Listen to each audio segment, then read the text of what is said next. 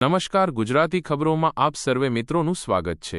જો તમે અમારી ચેનલમાં નવા હવ તો અમારી ચેનલને સબસ્ક્રાઇબ જરૂરથી કરી લેજો। હવામાન વિભાગની આગાહી અનુસાર રાજ્યના વાતાવરણમાં પલટો આવી શકે છે।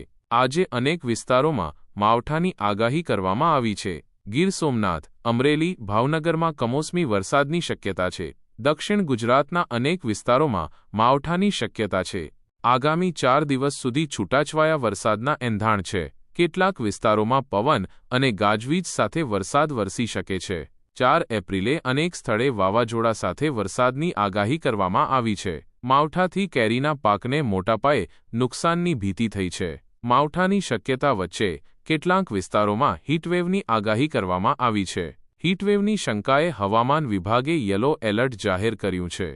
હવામાન વિભાગ અનુસાર ટ્રફ અને સાયક્લોનિક સર્ક્યુલેશનના કારણે રાજ્યમાં આગામી 5 દિવસ છૂટાછવાયા કમોસમી વરસાદી ઝાપટા પડશે। એટલું જ નહીં, કેટલાક વિસ્તારોમાં 40-45 કિમીની ઝડપે પવન પણ ફૂંકાશે। આજે મધ્ય ગુજરાત અને દક્ષિણ ગુજરાતના શહેરોમાં કમોસમી વરસાદ પડશે।